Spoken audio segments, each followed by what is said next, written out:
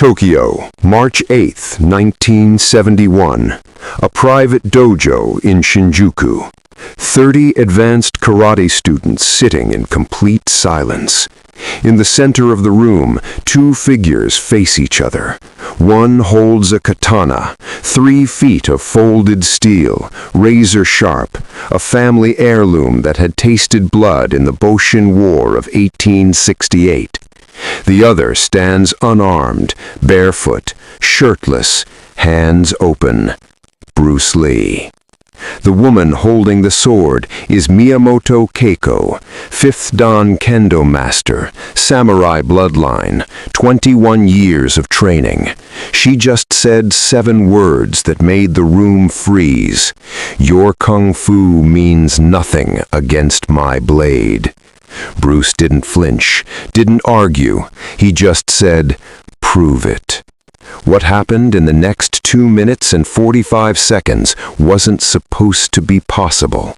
A man with no weapon against a swordmaster with a live blade. No padding, no safety equipment, just skill against steel. And when it was over, the Japanese Sword Federation tried to erase every trace of this match, but they couldn't, because 30 people witnessed it, and they never forgot. Tokyo in 1971 was a city caught between two worlds, ancient traditions clashing with modern ideas, samurai heritage competing with Western influence, and nowhere was this tension more visible than in the martial arts community. The dojo in Shinjuku belonged to Master Takeshi Yamamoto, a 7th Dan karate instructor who had trained under Gichin Funakoshi himself, the founder of modern Shotokan karate. His dojo was old school, no trophies, no competitions, no flashy techniques for cameras, just pure martial arts, discipline, respect, tradition. Master Yamamoto had invited Bruce Lee to demonstrate Wing Chun and Jeet Kendo to his advanced students. Bruce was gaining international attention, not just as an actor, but as a martial artist who was challenging everything the traditional world believed. He talked that styles were limitations, that real combat had no rules, that a fighter should adapt, not memorize. To traditionalists, this was heresy. To others, it was evolution. Bruce arrived at the dojo that afternoon dressed simply, black pants, white shirt, carrying a small bag with his training equipment. He was polite, respectful. He bowed to Master Yamamoto, thanked him for the invitation, and prepared his demonstration quietly. The students watched with curiosity.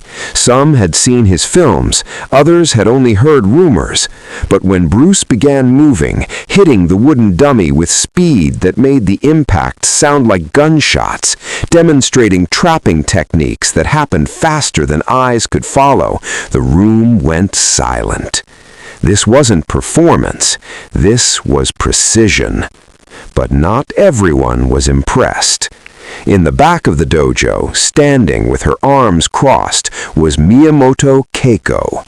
She hadn't been invited. She had come for one reason, to prove Bruce Lee was a fraud.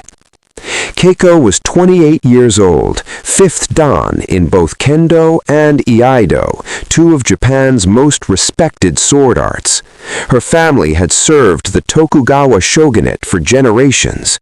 Her great-great-grandfather had been a legendary swordsman, and the katana she carried, the one now resting in its stand near the entrance, had been forged in 1847 and had seen real combat. She had trained 6 hours a day, every day since she was 7 years old, and she believed with absolute conviction that traditional Japanese martial arts were superior to anything foreign, especially Chinese systems, especially modern hybrids like Jeet Kune. When Bruce finished his demonstration, he opened the floor for questions. Keiko stepped forward immediately. Her voice cut through the room like her blade would cut through air. "Mr. Lee, I watched your demonstration. I am not impressed." The students shifted uncomfortably. Master Yamamoto's eyes narrowed. Bruce turned to face her, calm, unfazed. Traditional martial arts were created for real combat, against armed opponents, against swords, against weapons that kill.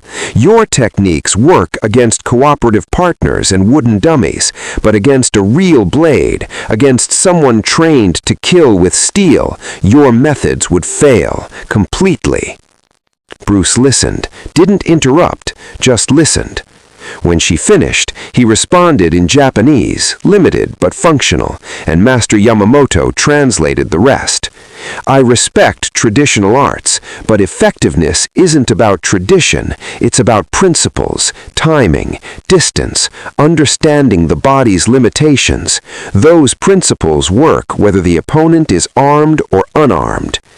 Keiko's jaw tightened. "Principles are theory," she said coldly. "Reality is steel."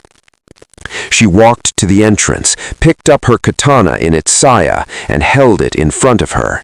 "If you believe your methods work against weapons, prove it. This is my family's sword. It's sharp. It's real.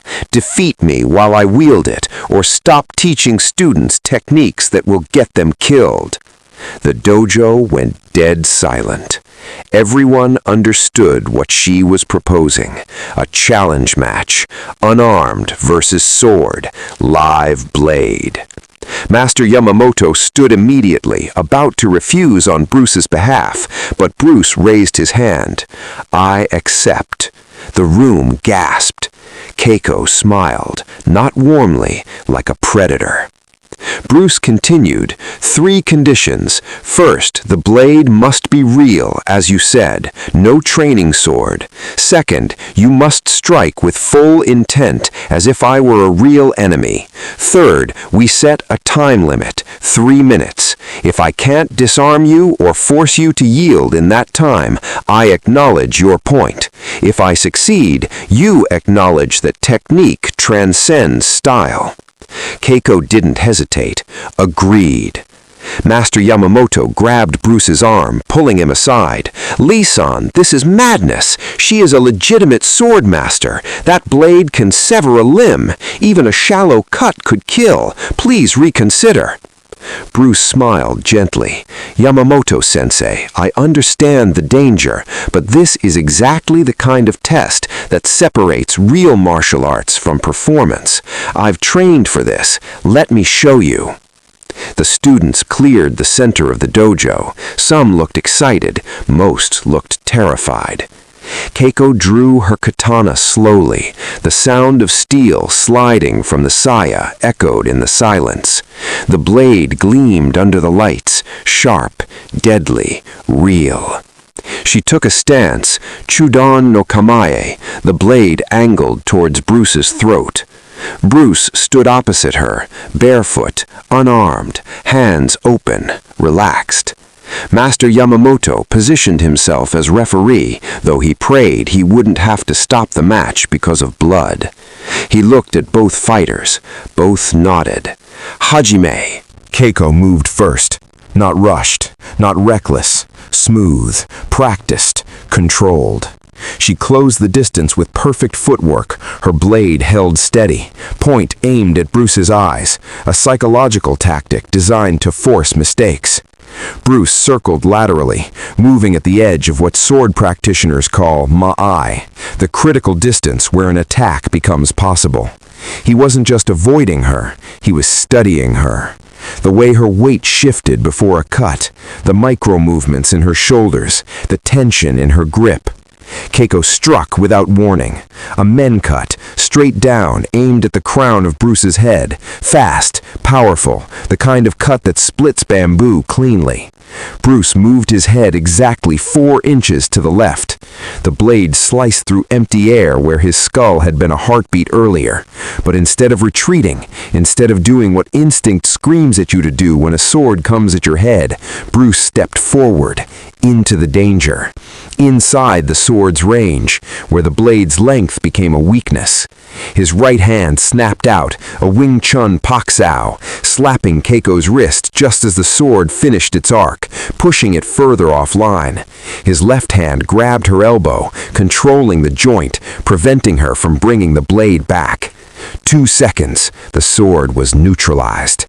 Keiko's training kicked in immediately. She twisted her body, tai sabaki, a rotation designed to break grabs and reset distance. She succeeded, broke free, stepped back, but Bruce had learned what he needed: her strength, her balance, her reaction speed. They separated. Keiko adjusted her assessment. This man wasn't a movie star playing pretend. He moved with precision she hadn't expected. She attacked again, this time Atsuki, a thrust aimed at his solar plexus, faster, harder to defend. Bruce's hands moved in a blur, tansao, bangsao, deflecting the thrust just enough to pass by his torso while closing distance again. But Keiko anticipated this. She executed a horizontal kesa cut, slashing diagonally with enough force to cut through ribs. What happened next defied logic. Bruce dropped his entire body 6 inches, pure leg compression, causing the blade to pass over his shoulder by a fraction of an inch. Students in the front row would later swear they saw the blade cut individual hairs on his head. As Keiko's momentum carried the sword past, Bruce swept her front leg, a Wing Chun sok choi sweep, timed perfectly when her weight was most committed. Keiko stumbled but didn't fall. She spun on her back foot, blade up, ready. She was breathing harder now, frustrated. 2 cuts that should have connected, both missed. Bruce remained calm, centered, not even breathing hard. 90 seconds had passed. The next exchange happened so fast that even the advanced students struggled to follow. Keiko feinted high, a men cut, then dropped into a suriyage, a sliding attack aimed at Bruce's forearm, intending to sever tendons and disable his defense. Bruce recognized the feint, didn't commit. When the real cut came, he executed a bilsao, a thrusting finger strike that hit the pressure points on the back of Keiko's hands. Her grip weakened just for a fraction of a second, but that was enough. Bruce's other hand wrapped around her wrist, his body rotated, using his hips as a pivot, and suddenly Keiko was being pulled forward by her own force. She had 2 choices: release the sword or fall. Her pride wouldn't let her release her family's blade. She fell. Bruce controlled the fall, guiding her down safely but firmly, face first onto the dojo floor. He was behind her now, controlling her wrist, applying a chin-na joint lock that made it mechanically impossible to hold the sword. Pain shot through her wrist. Her hand opened reflexively. The katana clattered to the floor. Bruce released the lock immediately, stepped back, bowed. 2 minutes, 45 seconds. Master Yamamoto stood frozen, hand halfway raised, trying to process what he'd just witnessed. The students erupted in confused chatter. Keiko remained on the floor, staring at her empty hand, at the sword lying 2 feet away. Bruce walked to the katana, picked it up carefully with both hands, the way one should handle a blade, and carried it back to Keiko. He presented it to her formally, blade facing himself, a sign of respect. Miyamoto-san, you are an exceptional swordsman. Your technique is flawless. Your intent was real. I didn't defeat your art. I applied principles that work against any attack. You honored your agreement. Your tradition is valuable. But all martial arts, traditional or modern, must be tested. Keiko took her sword, returned it to her saya, performed a deep, formal bow from her seated position. When she spoke, her voice was quiet, almost broken. I have trained 21 years. I have defeated over 200 opponents. I have never been disarmed. You didn't use tricks. You understood what most fighters never do, that the weapon is only effective at certain distances, that controlling the hand is more important than avoiding the blade. I was wrong to challenge with arrogance, wrong to assume tradition equals superiority.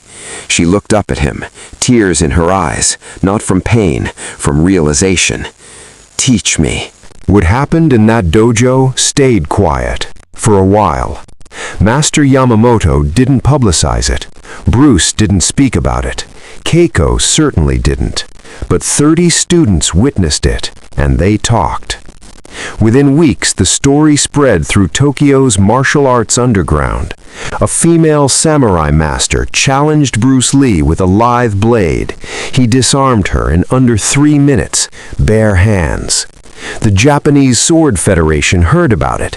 They were furious, not at Bruce, at the idea that their sacred art, Kendo, iaido, the way of the sword, had been defeated by a foreign, unarmed system.